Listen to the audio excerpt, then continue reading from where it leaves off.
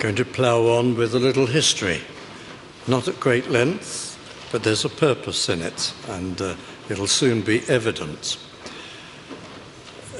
Hymns do go back a long way, and in England there were hymns, evidently, in Saxon times, among the so-called gleemen, and there were many before that Latin hymns, quite a good tradition of early Latin hymns. Many of them have been translated over the years, and while there are many Latin hymns that are tainted with the doctrines of Rome, there are others that have pure evangelical piety. As you know, a number of them survive in the books today. And in Saxon times, there were a number of Latin hymns that were written with Old English gloss between the lines, so they were translated, in other words, and used in that form. But the great time for hymns really came with the Reformation, and pretty soon after 1517, and through Luther particularly, hymns began to be produced, and almost his first was his hymn based on Psalm 46, a safe stronghold, our God is still, or a mighty fortress, if you have that translation familiar with them to you. In fact, there were supposed to be several hundred translations of that hymn of Luther's. And it's amazing how quickly hymns were written. There was, within 2 or 3 years, a book of 35, 50 German hymns, and within a matter of 30, 40 years, there's a number estimated at 6,000 German hymns. So the Reformation certainly gave rise to huge numbers of hymns. And these German hymns, well, the best of them that we see, they had firm structure, they had good theme discipline. That is to say, the hymn writer's theme was continued from line to line. That's an essential part of a good hymn. And in our hymn tradition, that is true of most published hymns. They hold a good thread, a good theme. Why, I was looking the other day at some of these, it won't be true of all of them, but some leading contemporary hymns, and line 1 sets up a theme, line 2 follows it, line 3 is a rhyming line. So the theme is abandoned because the hymn writer can't think of a rhyme and keep his theme, so he abandons it. Line 4 is a rhyming line, so he has to abandon even the theme that he brought in when he abandoned his first 2-line theme. And so it's so haphazard, higgledy-piggledy, and the last 2 lines don't match what he was setting out to do in the first 2 lines at all, and that seems to be common. There are some people who surmount that, and this is from some of these writers who are lauded and applauded and admired and highly paid for this, I'm sorry to say, junk, poetic junk.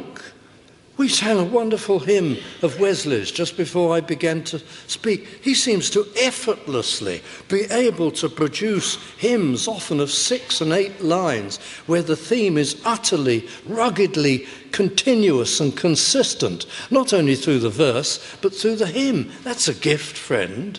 That's ability, and nobody paid him for it. And the people who write the junk that you see in contemporary music today are highly paid. But you see, they've learned to put themselves across like theatrical people, and foolish people actually admire them. And they can't even do it when it comes to the lyrics. They can't hold a theme. They can't be consistent.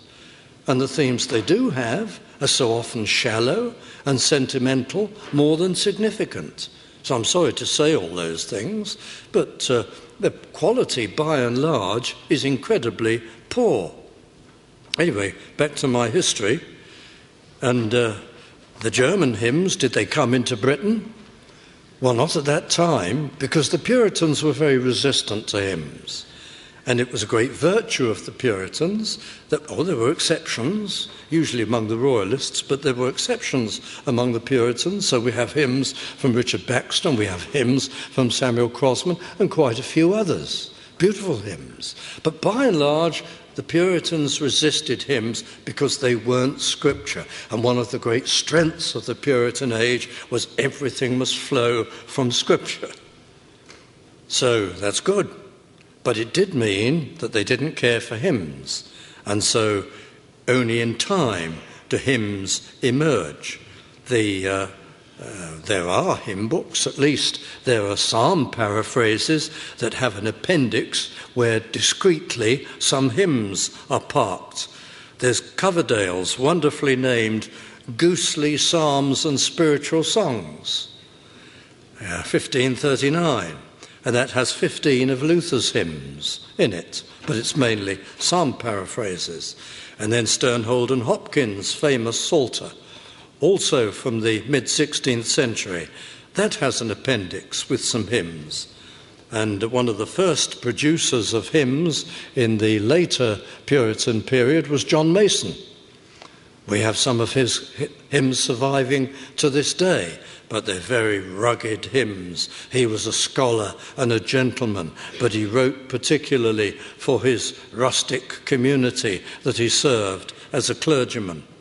And the first true hymn book, I suppose, is held to be 1623, a famous book compiled by a man named George Withers. But then, as you get to the end, and you'll see why I'm telling you this history in a moment, as you get towards the end of the 17th century, there is a great breakthrough in hymns. Matthew Henry had a book of hymns, but they weren't designed for public worship, they were for family worship. And among Baptists and Independents, the main reason why hymns never took root for a period was persecution. Until 1688 and the Toleration Act, of course, you met in secret. You didn't want to sing. It would give away the fact that there was worship involved. This church, in those days, under the ministry of Benjamin Keach, who was the second pastor of the church, and at one occasion, they had a house not far from here, two houses together.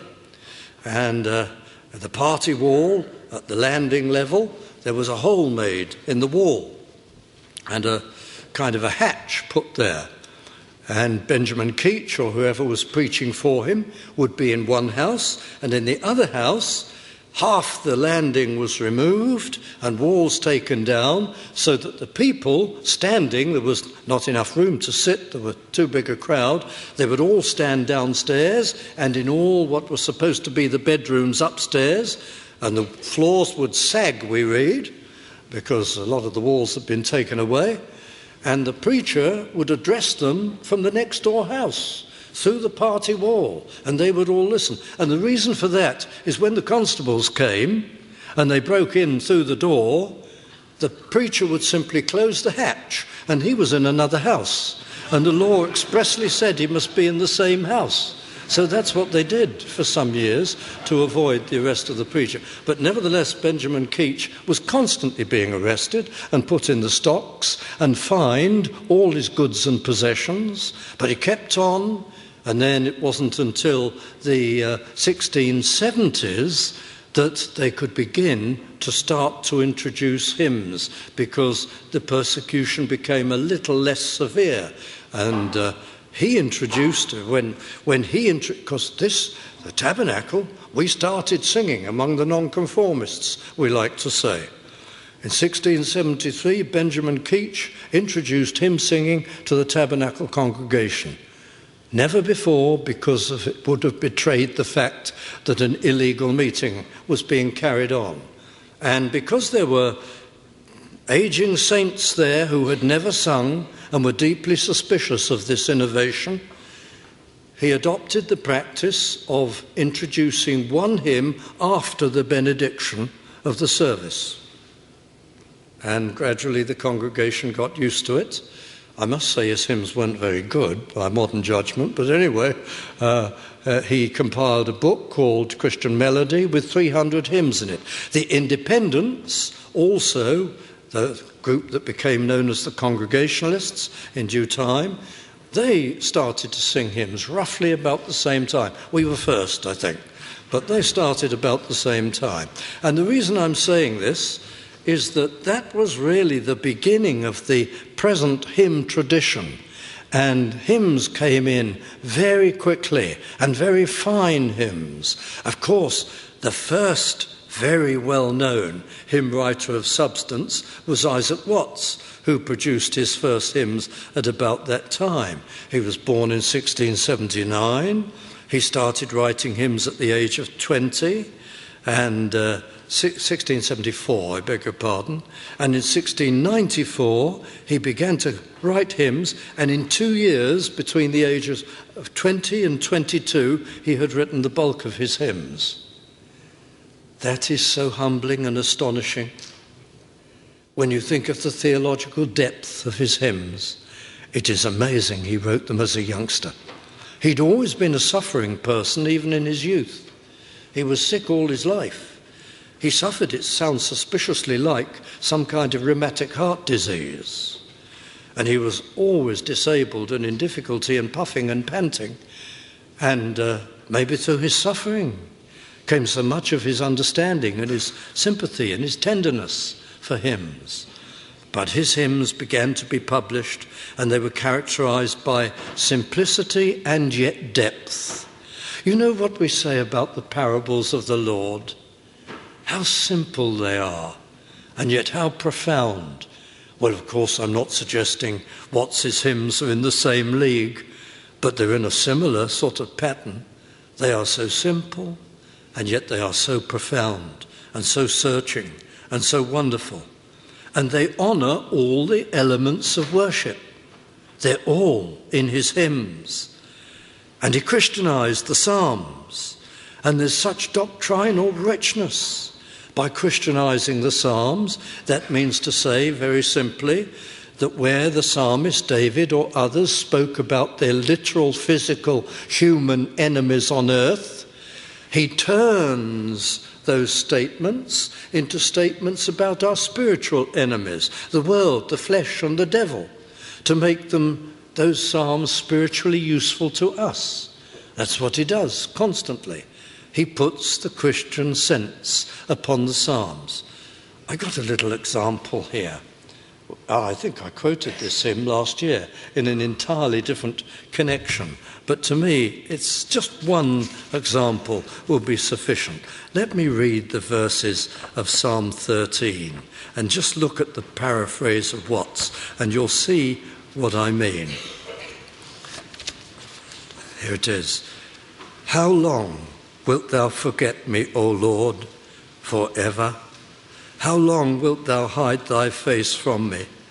How long shall I take counsel in my soul, having sorrow in my heart daily? How long shall mine enemy be exalted over me? Consider and hear me, O Lord my God. Lighten mine eyes, lest I sleep the sleep of death, lest mine enemy say, I have prevailed against him. And those that trouble me rejoice when I am moved. But I have trusted in thy mercy. My heart shall rejoice in thy salvation. I will sing unto the Lord, because he hath dealt bountifully with me. Now, all the psalm paraphrases in the metrical psalters are very nice on that. But listen to Watts. How long wilt thou conceal thy face? My God, how long delay?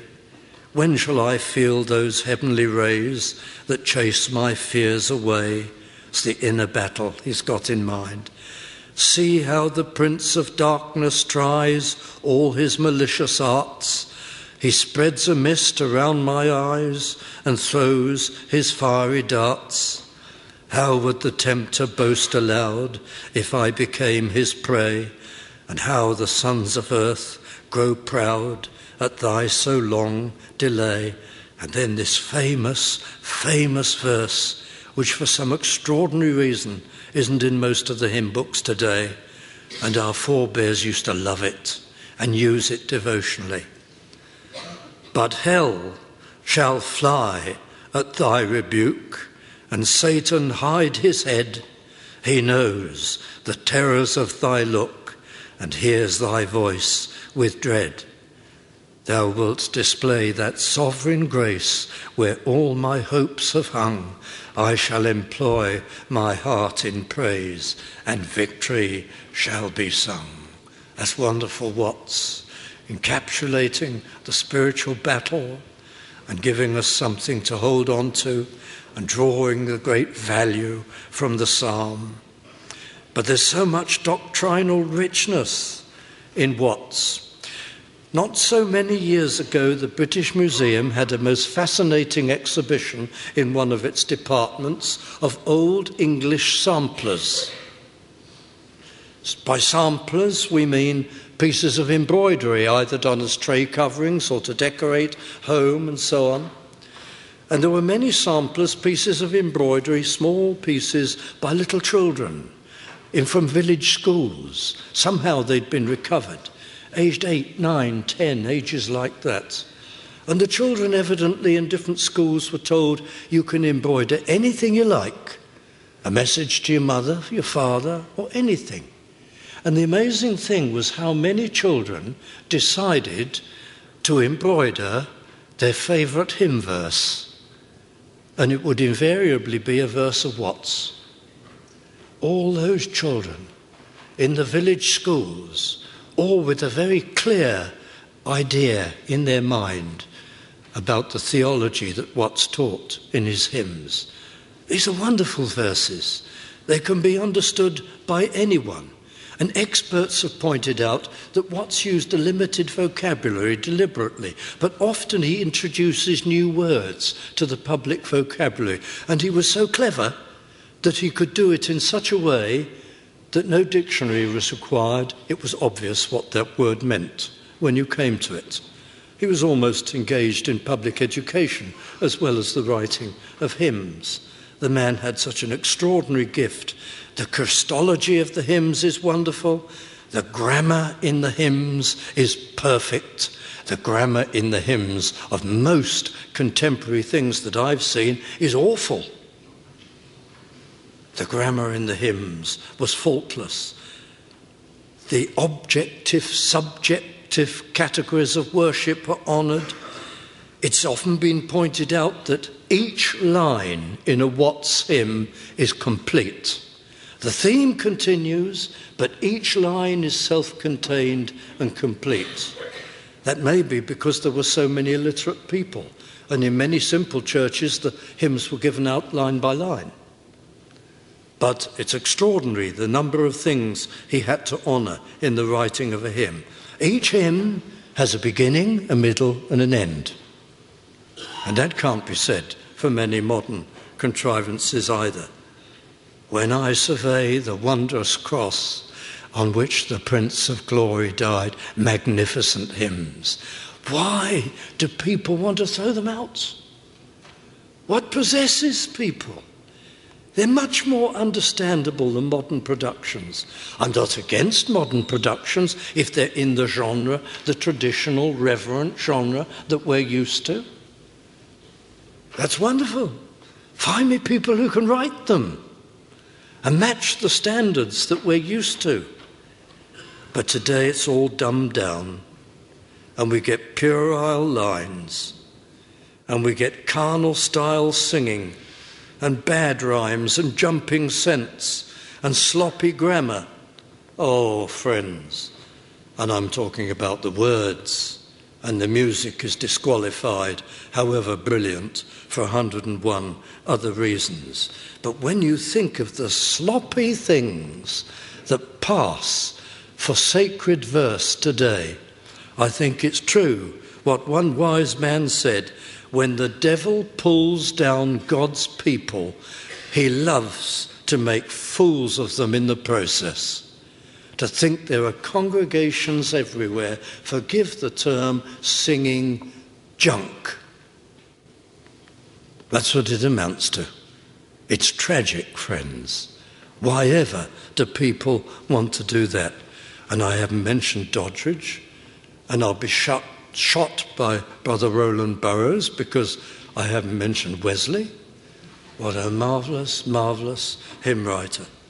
What standards, what accomplished verse, what well-developed themes, what biblical sentiments captured, and Newton and Montgomery, and dear old Joseph Hart, so rugged, but yet so wonderful, so many of his verses. No one can do that today. I shouldn't say that. Some people probably can, and we would welcome it. It's all famous names and lots of money today, not matched by any ability or any grammar or any depth or anything of that kind. But what I really wanted to say, and I'll move to conclusion with this, is that the late 1990s marked a great celebration which nobody celebrated.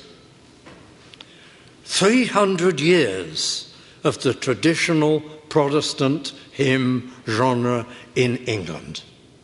Longer if you count Germany and other places, much longer if you go back to the Gleeman, but I'm not wanting to do that. 300 years of wonderful productions and magnificent development. Wonderful, wonderful praise and worship in our body of hymnody. Perfected. Perhaps I ought not to use that word. So developed, loved, powerful, unmatched, convicting, convincing, humbling, uplifting, comforting, teaching, commanding respect from all kinds of people, reverent, sacred, sacred in terms of being distinct from anything the world produces. Wonderful to have a whole corpus of wonderful tunes that are distinct from anything the world does. And verse, lyrics so rich and so full. Remember the philosophy, friends. I'm going to conclude. Defend this God-given heritage of hymns for worship, and always remember the vital elements of worship, and that you can't possibly say, when the devil does something good or passable, we will use it. You can't reason like that. May God help us and bless us and use us and keep us loyal to the great things that he's given to us.